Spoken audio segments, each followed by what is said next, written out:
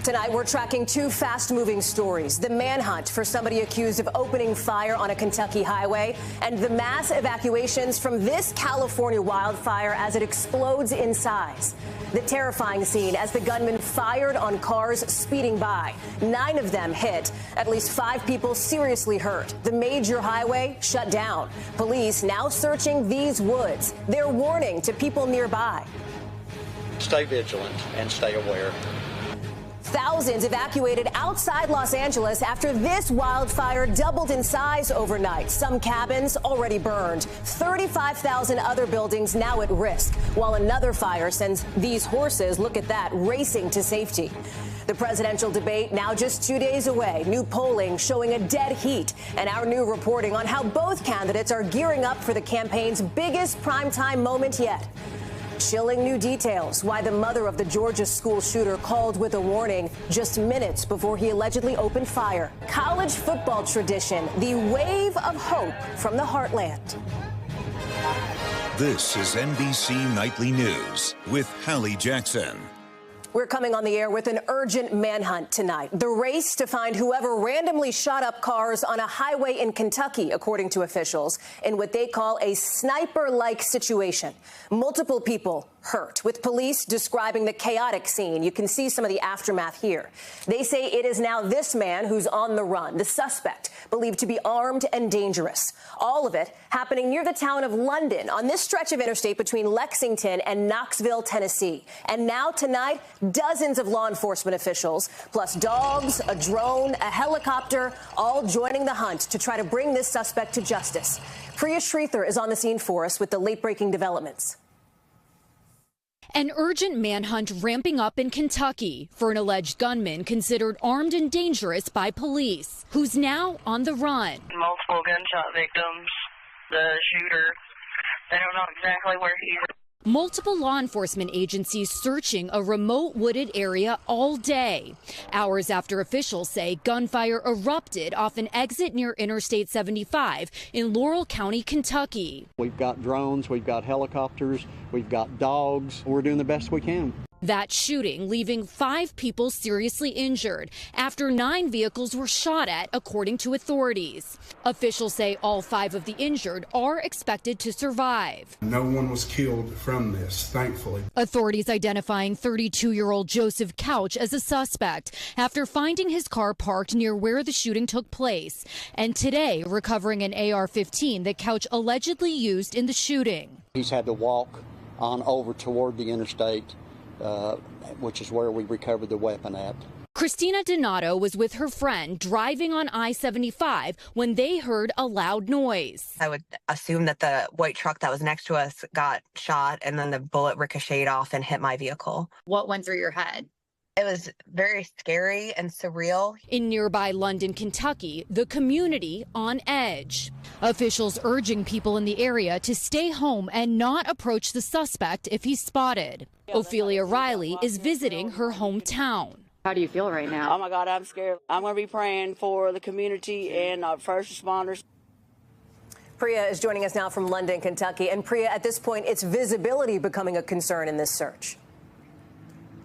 That's right, Hallie. The terrain in this area is really rugged. So the spokesperson for the sheriff's department tells me they will be suspending their search operations when the sun goes down to protect the safety of their law enforcement officers. Hallie?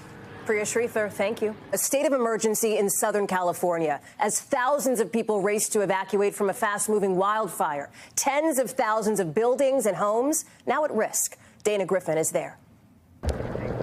Tonight, thousands forced to evacuate as the line fire burning in San Bernardino County threatens 35,000 homes and buildings. So as far as fires this summer, this one ranks up there because of the unpredictability.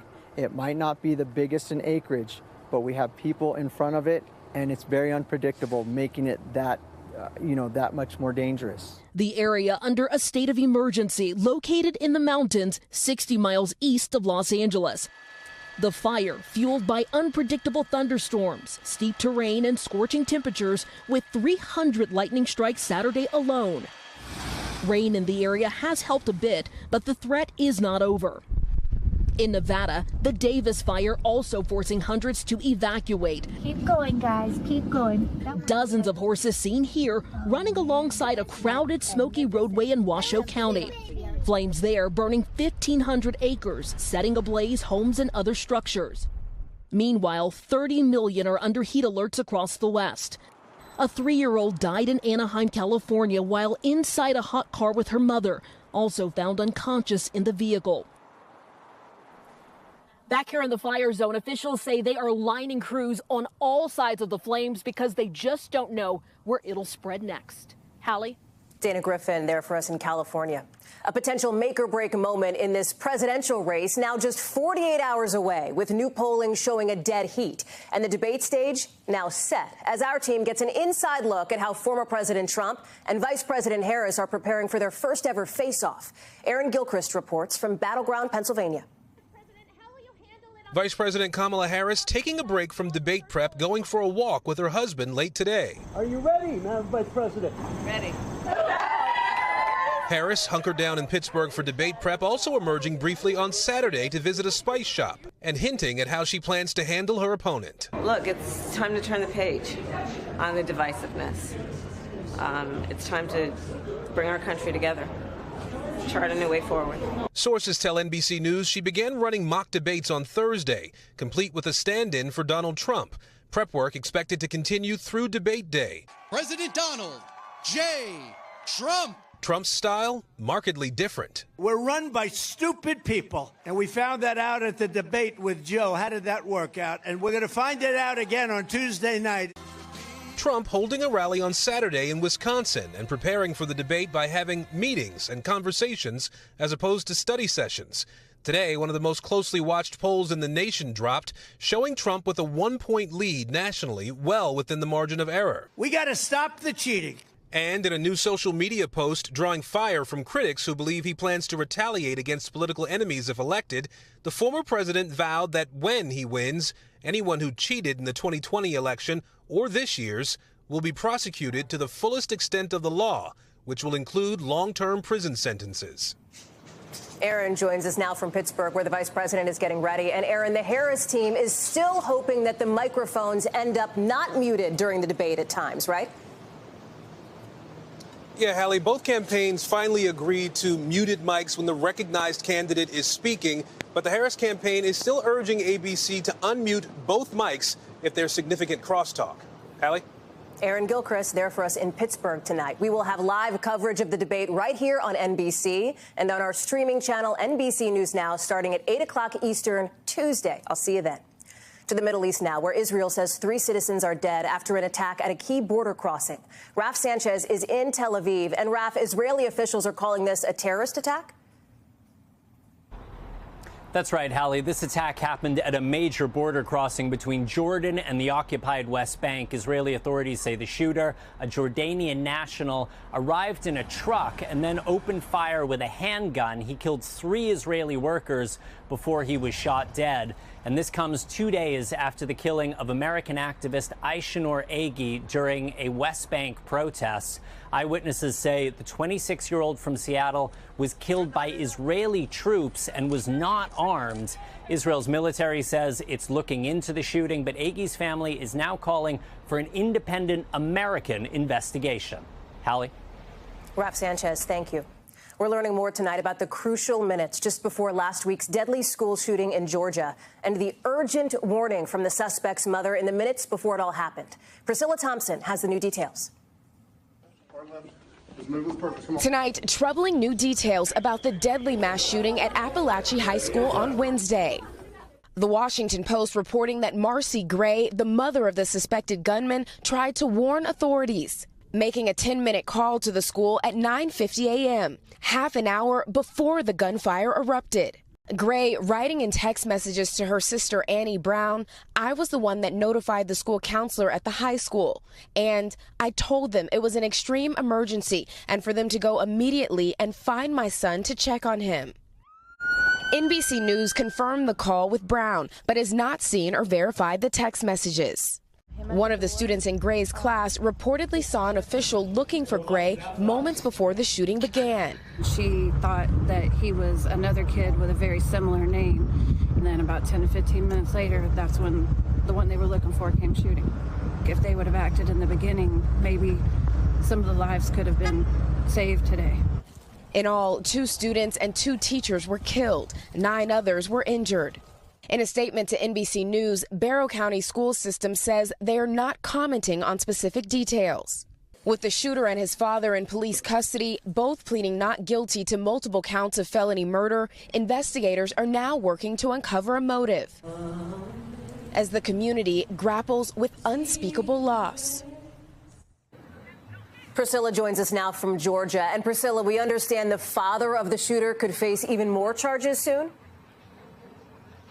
That's right, Hallie. The district attorney says as this investigation continues, the father could soon face additional charges for their surviving victims. Meanwhile, the high school there remains closed. Hallie? Back in a moment with the mystery illnesses in one small Texas town, why some folks there blame Bitcoin, and a wave of hope.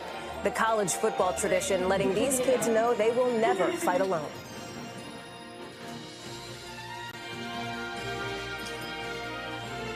Okay. Also marking the spectacular closing ceremonies of the Paris Paralympics. It's been a summer of sports in the City of Light. Tonight, the games coming to a close with the stadium lit up in the colors of the French national flag. Look at that. And Paralympians from around the world carrying their flags to the sounds of chariots of fire. It's such a proud time for the U.S. Our athletes taking home 36 gold medals. You know what's up next? Los Angeles is set to host the next Summer Olympics in 2028. Now to a mystery brewing in a small Texas town. People there getting sick, with some now blaming it on a nearby Bitcoin mine. Our Kathy Park headed there to investigate. My daughter had a seizure on the 4th of July. In the small town of Granbury, Texas, our grandson was one of them. He started having fluid leak out of his ears, had 4 ear infections in 4 months. People reported they were getting sick. I was walking to my barn and it felt like I got hit in the chest by a baseball.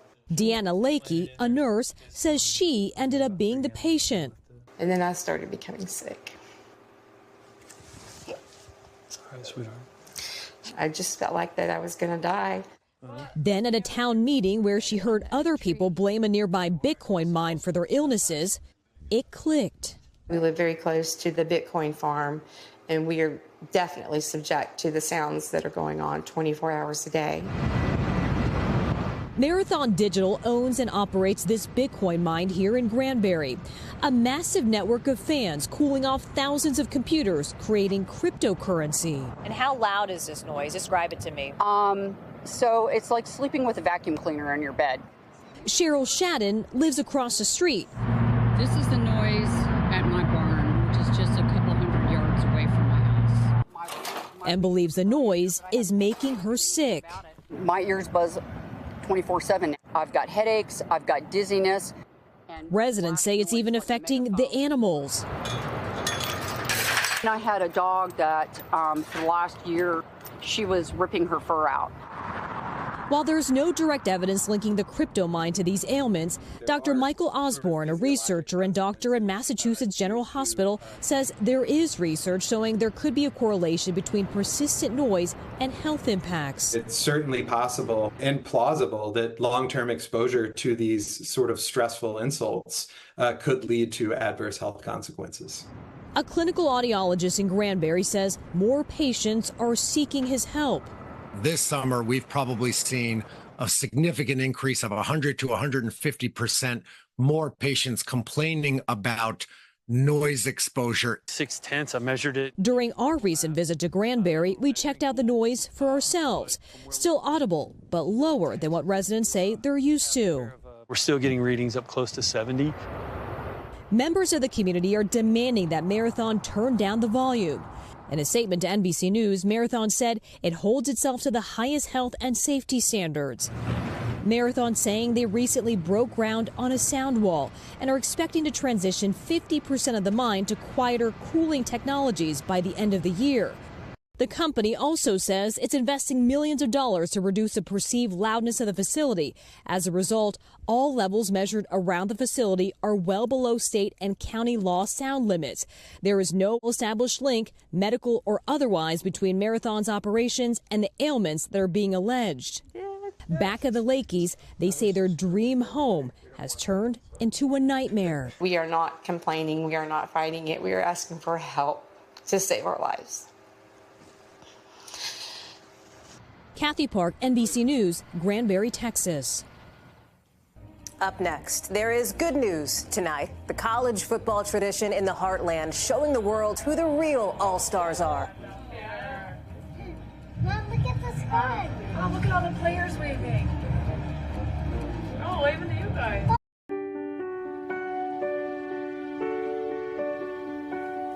There's good news tonight about a college football tradition, the Iowa Hawkeyes Wave. 70,000 fans rooting on kids going through a tough time, letting them know they are part of the team too.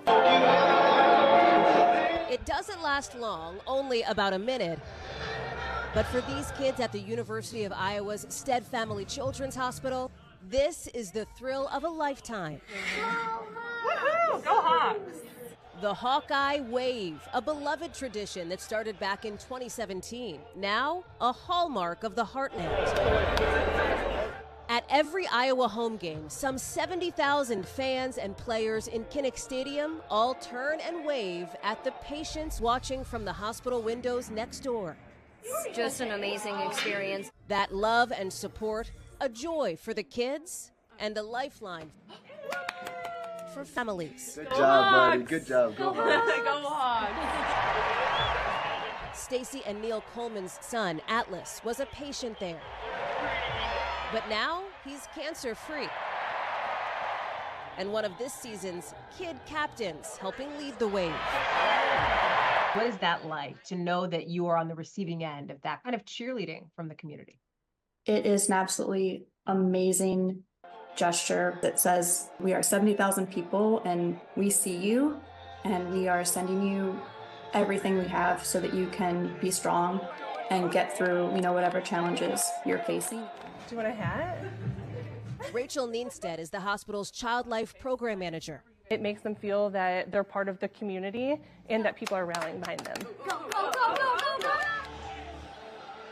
A stunning show of unity where, for a few brief moments, everyone is on the same team. If there's one message you could give to the Hawkeye community, what would you say? Thank you. Thanks. Yeah, you don't know how important it is to the families that are there who are, looking for hope. It really does mean the world to them. Oh, Atlas. They do that for the kids at every home game, which is a win for everyone. We are also, of course, excited for Sunday night football up next on NBC. The Lions and the Rams in just a bit. But for now, that's nightly news for this Sunday. Lester will be in tomorrow. I'm Hallie Jackson. For all of us here at NBC News, have a great night and a great week. Thanks for watching. Stay updated about breaking news and top stories on the NBC News app or follow us on social media.